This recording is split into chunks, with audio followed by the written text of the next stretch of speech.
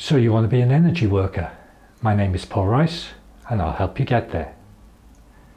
Today I'll be talking about a technique called walls of the box. And the intent of this is to open up your mind, expand it, so that if somebody's trying to get a message to you, a higher spirit, it can get in there. So you've heard the expression outside the box. So first things first, what is inside the box? This is the place where you think. It's safe, it's what you're used to, nothing surprising happens, kind of limited, and maybe at work you're asked to solve a problem, so you may have to stretch it a bit, but otherwise inside the box is where you stay. So now comes walls of the box. So what are those walls made of? How can they stop you thinking? So first, before we tackle that, I want you to know that outside the box is also safe, and it's fine, because those walls are you put them there, you made them, and so just outside the box it's still you, just outside the walls. So it's fine to go out there and check it out. So inside the wall thinking pushes you to say, oh, it's scary outside, don't go there, because it's nice and safe.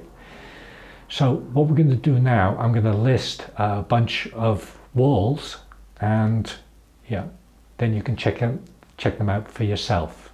So I put them in alphabetical order. They come in, whatever you try to expand your mind, you're going to bump into one of these, and probably more, because this is not the full list of them. So the first one is assumptions. You assume something, and that's where you stop. Beliefs, same again. You believe something to be true, and that's where you stop thinking. Conditioning. This is when your past history has taught you something. You've learned to blend in with the crowd, don't stand out, be well behaved, be like everyone else. And so you just stay in your convenient, safe box. Doubt. You don't know what's outside there, and you don't want to go there. Doubt. Embarrassment. Maybe you had some previous experience about having a crazy idea and got laughed at, and so no, you're not doing that again. So maybe you're anticipating embarrassment. Fear. Catch-all phrase. It's scary out there. Well, until you go peek over the wall, how are you going to know? Good enough. This is a statement saying, okay, it's good enough, I can stop here. Well, in this world, we're all kind of competing with each other. Is good enough good enough? Habit. You're used to thinking in a certain way for a certain amount of time, and you stop. Laziness. You just don't want to think about it. Okay. Low expectations. So you go outside the box.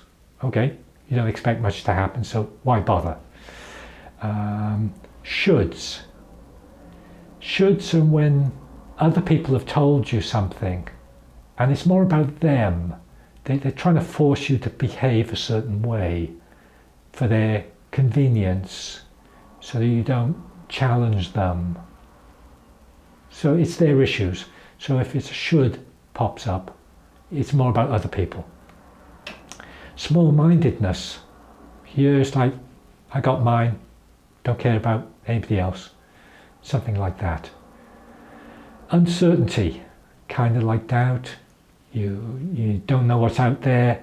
Iffy, maybe some anxiety. Okay, so what we're going to do, for the moment, we're not going to go outside the box, but I want you to come up against one of these walls.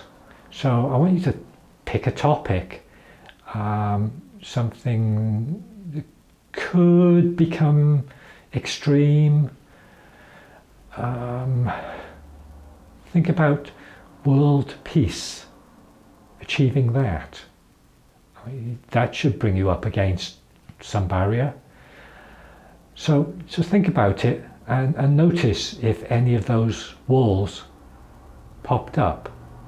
Maybe I'm insignificant, I won't make a difference, why bother? How about that one? So the act of thinking, of coming up against one of these walls, actually pushes that wall out a little bit.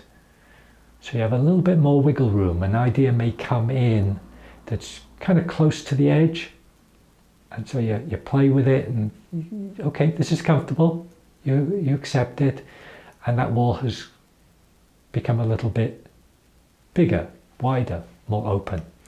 So you could do that. It takes a while, and then you've got all these other walls. So really the idea is to go outside of the walls and check it out. So I invite you to jump over a wall and see what it's like on the other side. So topic, world peace. Now imagine yourself out on a limb, outside of your comfort zone, having an idea and telling someone about it. And the crazier is, the better. You'll be outside the box. So I want you to, in the state, notice it's still you. You just stepped outside the wall which you put in place. You chose to put that wall there in that position. All you have to do is choose to put it further out. So, how to apply this? Let's say a wiser person wants to give you an idea, and it's a stretch. What if it doesn't fit inside your box, your mind? You're not going to get it, you're not going to understand it, and you lose out.